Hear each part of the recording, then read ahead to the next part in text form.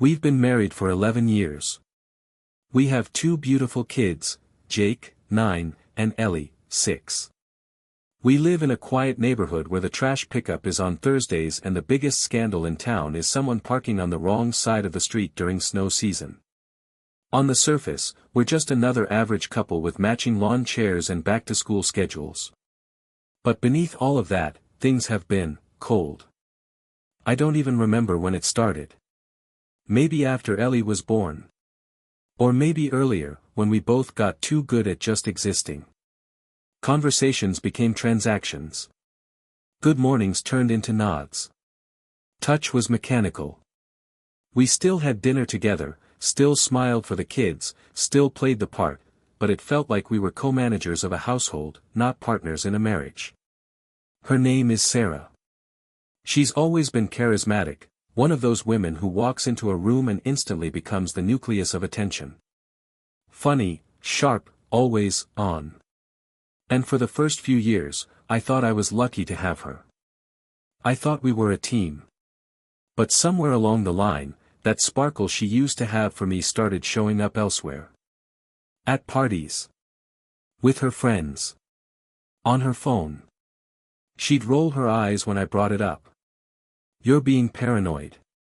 You're overthinking things. I'm just trying to have a life outside of this house. And I believed her. Because I wanted to. Because I didn't want to believe the alternative. I chalked up the distance to stress. The long hours, the kids, the fatigue. I told myself marriages went through phases.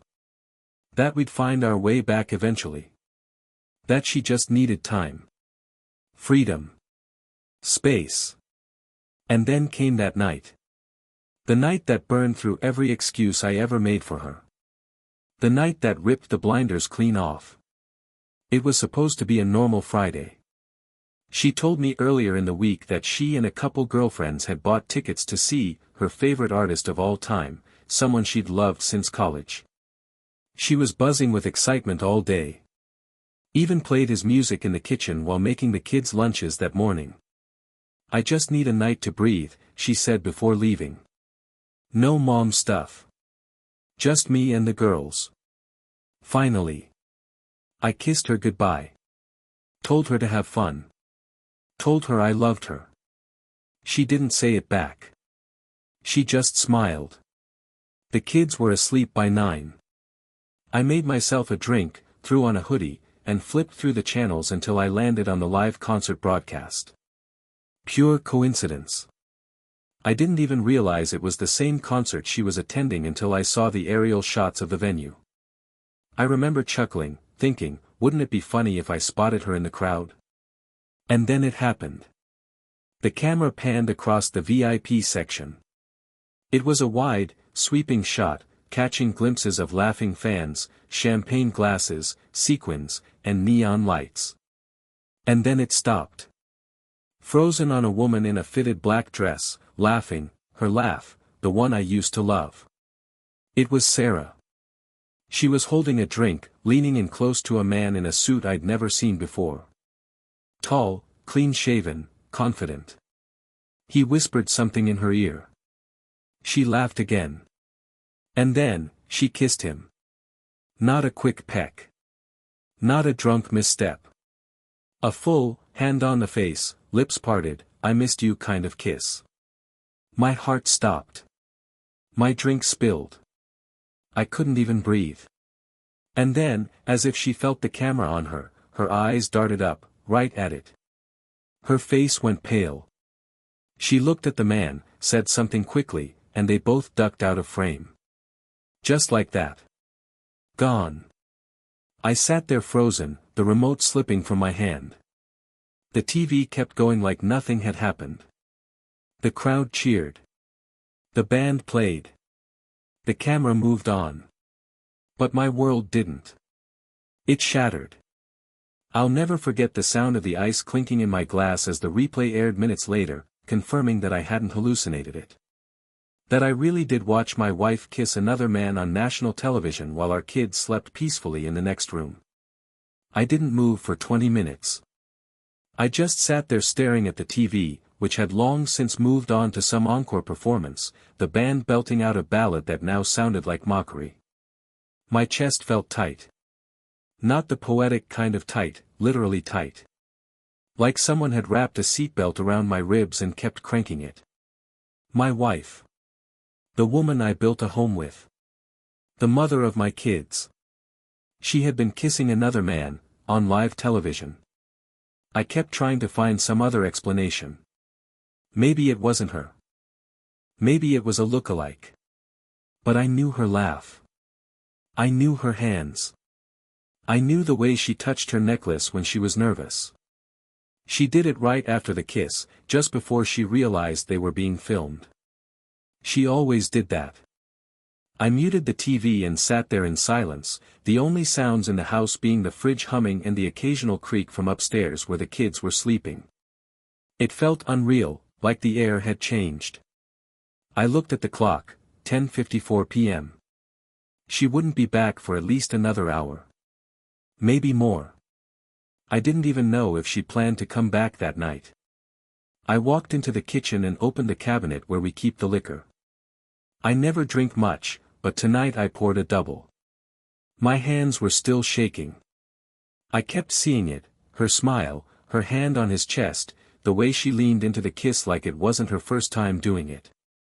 Who was he? Was it a one-time thing? Had it been going on for months? She'd told me this was a girls' night. Just some harmless fun, she said. I need to let loose for once. I had smiled and nodded like a fool while she straightened her earrings in the mirror, sprayed her perfume, my favorite scent, and walked out the door to cheat on me under spotlights and LED screens. A memory hit me like a slap. Just 3 hours earlier, she kissed our daughter goodnight and told her, "I'll bring you something from the concert, sweetheart." A t-shirt. A poster. A lie. I kept drinking. I knew I shouldn't, I needed my head clear, but at that moment, it was the only thing that dulled the white-hot spike of humiliation drilling into my chest. I couldn't stop thinking about what would have happened if the camera hadn't caught her. If I hadn't randomly tuned in. Would she have come home like nothing happened? Climbed into our bed, kissed me on the cheek, said it was a great night with the girls? Probably. And that's what made me feel sick. Around 12:17 a.m., I heard her keys in the door. I was sitting in the dark, lights off, no sound except the ice melting in my glass. She didn't notice me at first. She walked in, humming, heels clicking on the tile. Her voice was light. Too light. "Baby. I'm home. You up?" I didn't say a word. I just watched. She flicked on the hallway light and jumped when she saw me. "Jesus, you scared the hell out of me." I still didn't speak. She squinted. "What's wrong?" There it was. The first lie wasn't even a sentence. It was her tone. The performance. The fake concern layered over a smirk that hadn't faded yet. Then I spoke, calmly, almost too calmly. "How was the concert, Sarah?" She hesitated for half a second, maybe less, but I caught it. "Amazing. So much fun. We had a blast. I'm exhausted, though." I stood. Walked over to the TV. Unmuted it. The concert was replaying now. The same camera angle. The same moment. And there she was. Laughing. Leaning. Kissing. She froze. Then she said something that still echoes in my head to this day. "You weren't supposed to see that." Not "I'm sorry." Not "it's not what you think." Not even "let me explain." Just that.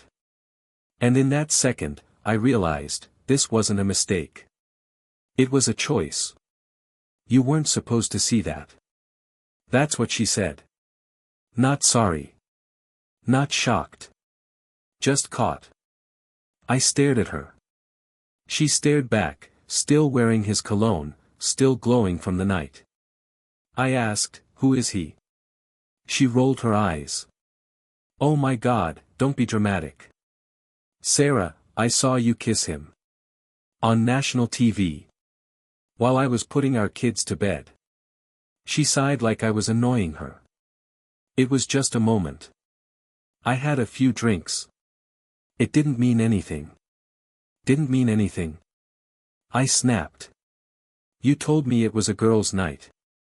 Her arms crossed, full defense mode. It was. Then we ran into people. It was harmless.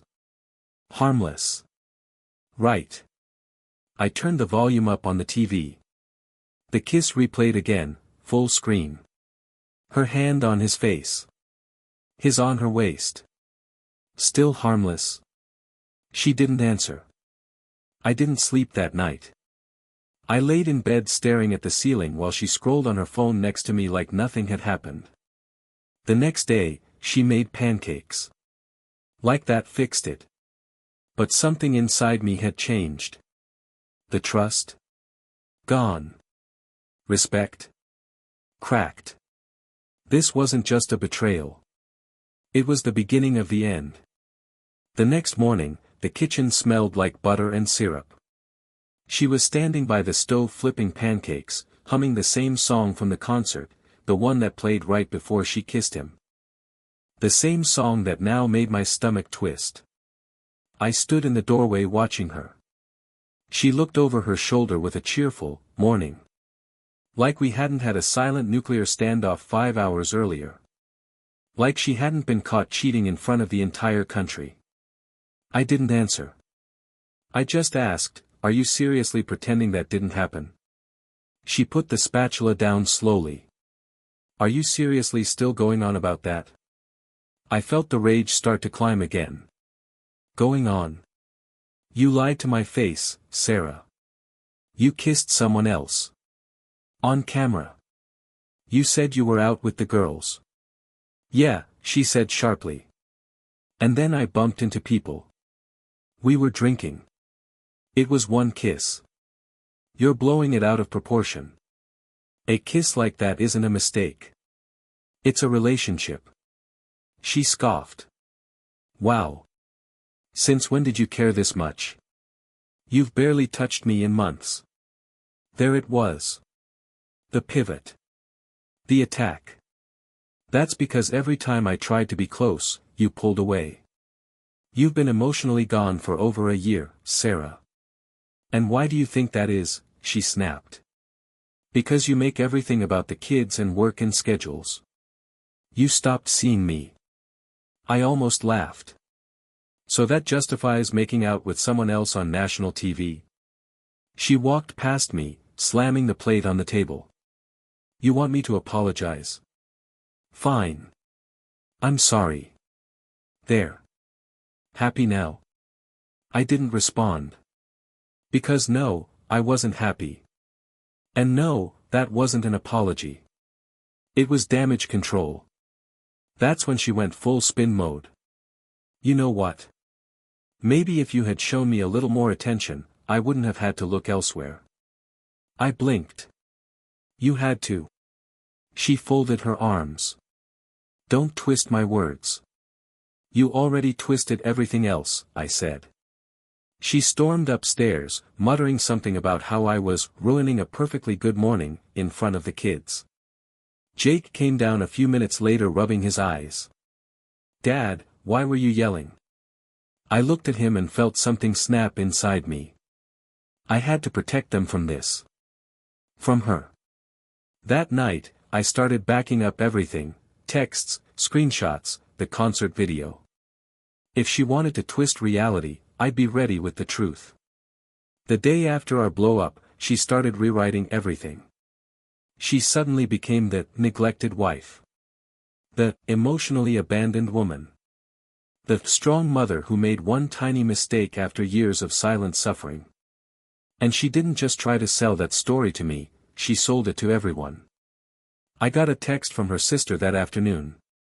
Hey. Sarah said you blew up at her over something small. Are you guys okay? Small. A nationally televised kiss with another man was small. I replied with one sentence. Did she mention it was broadcast to millions? Silence. Then came the therapy talk. Sarah approached me later that night with a glass of wine in hand, her voice soft, practiced. Maybe we should talk to someone. Like a counselor. We've both been off lately. Now she wanted to fix things. Do you want to fix the marriage or the optics? I asked. She blinked. What's that supposed to mean? You didn't come to me when we were drifting apart. You came to me after you got caught. Her expression hardened instantly. So that's it? You're going to throw away 11 years over a kiss? No, Sarah. You threw it away when you chose someone else and lied about it. She scoffed. God, you're acting like I slept with him in the middle of the concert. I stared at her. Did you? That made her flinch. Then she gave the most infuriating response I've ever heard. That's not the point. She wouldn't admit it. Wouldn't deny it. Just danced around it with her usual tricks, deflection, guilt trips, crocodile tears. She said I was being cold, that I never fight for her, that I let us fall apart. No accountability. Just accusations and rewritten narratives. That week, she suddenly became Mom of the Year. She baked with the kids. Took them to the zoo. Posted a photo of us from 2 years ago with the caption, "Grateful for my little family." People liked it. Commented things like, "You two are goals." And I sat there watching it all, this fake version of us being propped up like a corpse with sunglasses. She even invited her parents over that weekend. Made a big dinner. Played it cool. And when I didn't say much, she smiled at me and said in front of them. He's been stressed lately. Work stuff. Work stuff. This wasn't just lying anymore. This was erasure. She was crafting a version of our life where she was the heroine and I was the bitter, detached husband who pushed her into someone else's arms. And the worst part? She was starting to believe it. But I wasn't going to let her control the narrative. Not anymore. After weeks of gaslighting, half-truths, and crocodile tears, I realized something simple but brutal. If I wanted answers, I wasn't going to get them from Sarah. So, I started digging. I began with the concert.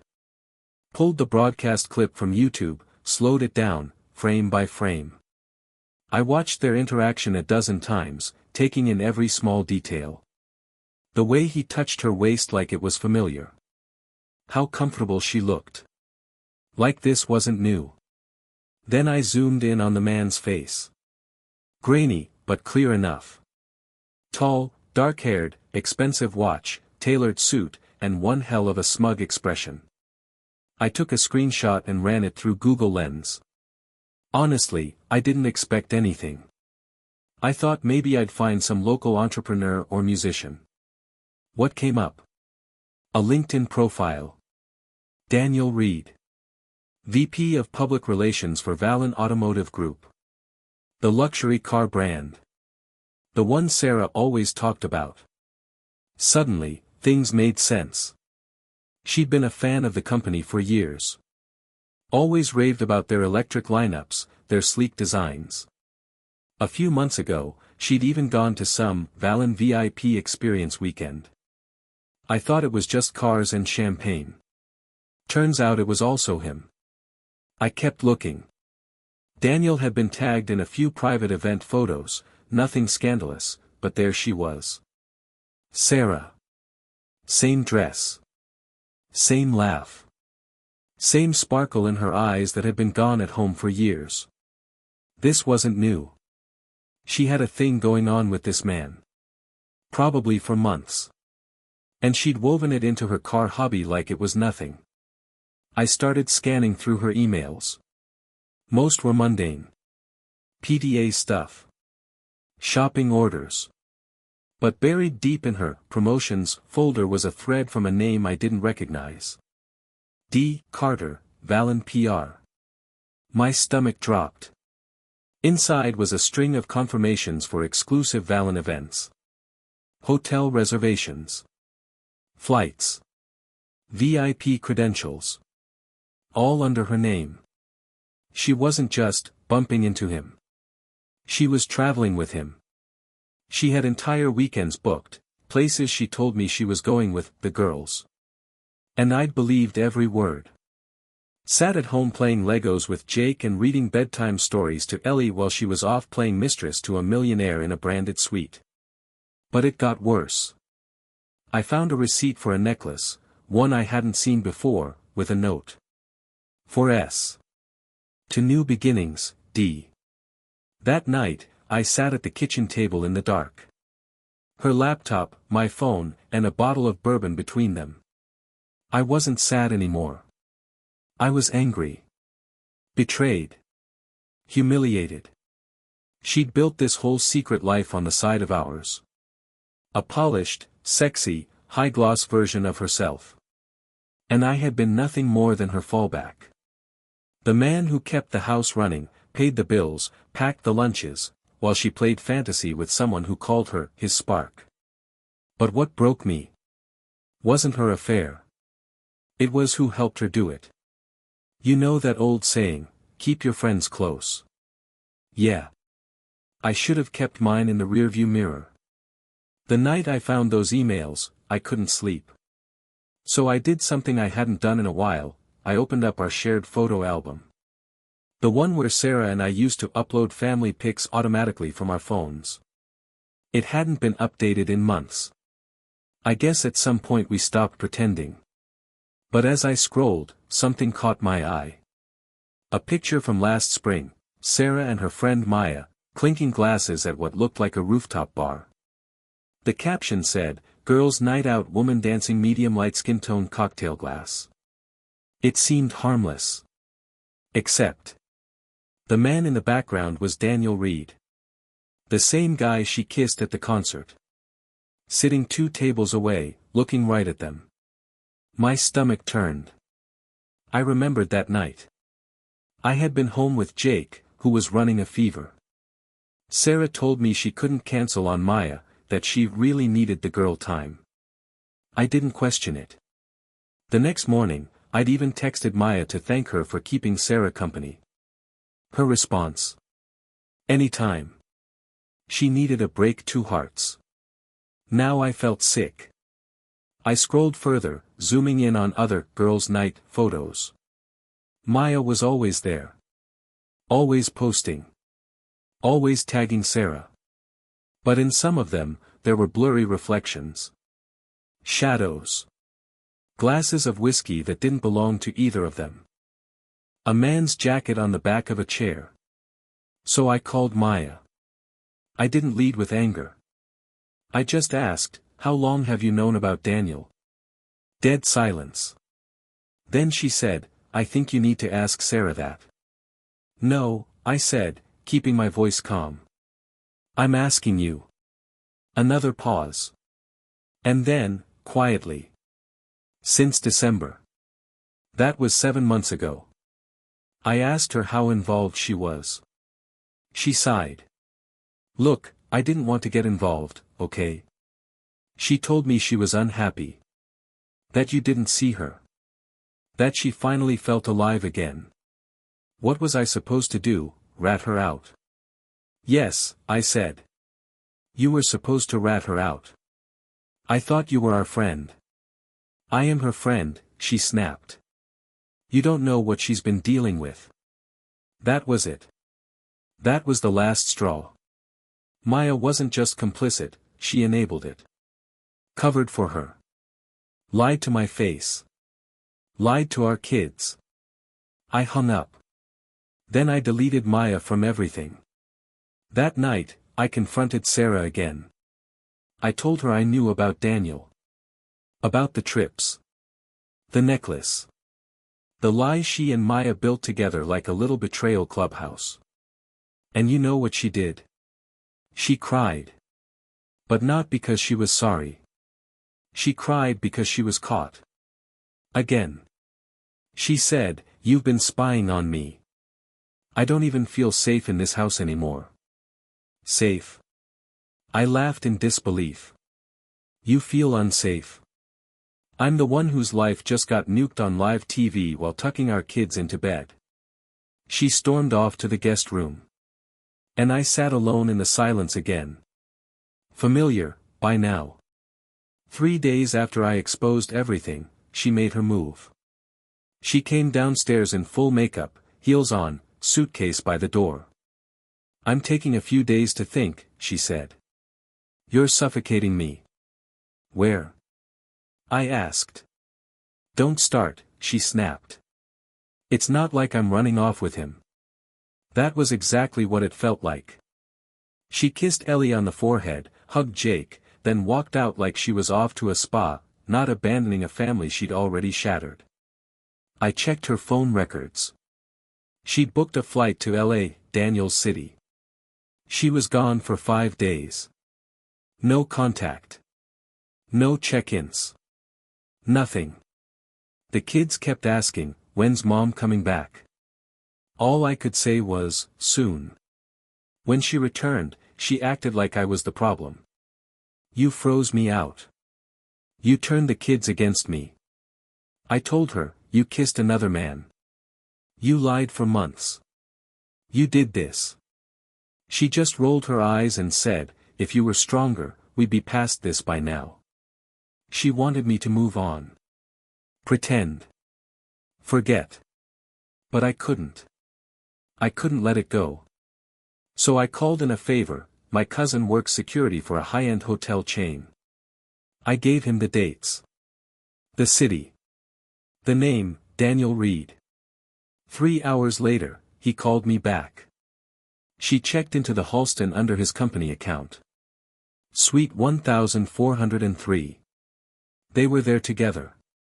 And then he added something that hit like a punch. They ordered a crib to the room. A crib. I froze. My heart stopped. She hadn't said a word about being pregnant. Was it mine? I confronted her that night. I know you were in L, with him. I know about the room. The crib. She didn't deny it. She just stared at me, eyes wide, calculating. Then softly. It's his. I didn't tell you because. I didn't want to make things worse. Worse? I felt like I'd just swallowed glass. 11 years. 2 kids. A shared life. And now she was pregnant by the man she kissed on national television. There was nothing left to save. The next morning, I called my lawyer. I want full custody, I said. And I want her out of the house. I filed immediately. When Sarah was served, she laughed. You think a judge will side with you? You've always been the quiet one. The weak one. But I wasn't quiet anymore. I had evidence. The concert footage. The travel records. The emails. The hotel receipt. Her own admission that the baby wasn't mine. She tried everything, tears, rage, guilt trips. You're ruining the kids' lives, she said. I told her, you already did that. She begged to stay until she figured things out. I gave her 48 hours to pack. When she left, she barely said goodbye to the kids. Jake didn't cry. Ellie asked if mommy would still be at her birthday. I told her we'd talk about it later.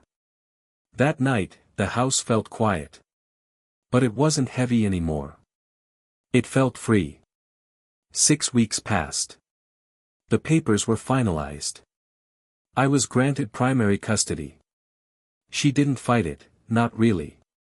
I think even she knew her image had cracked beyond repair. She moved in with a friend in LA. I stopped asking questions. The kids settled. Slowly. Ellie cried at night sometimes. Jake got quieter, older. Like he grew up fast, overnight. And me? I was finally breathing again. Sleeping. Smiling. But I was also, watching. Something wasn't adding up. Then one afternoon, my cousin sent me a message. Just 2 words. It's fake. I called him. What's fake? The pregnancy, he said. The hotel staff told me she asked for a crib, but she wasn't pregnant. Not even close. They said she used it to stage a scene. Left the crib untouched. It hit me like ice water. She faked being pregnant, to manipulate him. Daniel. A few days later, it broke in the media. Vallon Motors VP resigns amid misconduct allegations. Apparently, Daniel had been warned by his board to cut ties with her. The scandal, the optics, it was too much. He walked away quietly. And she? She came crawling back. An email. No subject line. Just one sentence. I miss my family. I didn't respond. You don't light a house on fire and ask to come inside because you're cold. So here I am. Single dad. 2 kids. A quiet house. A clean start. And if you're wondering if I'd take her back. Not for all the luxury cars in the world.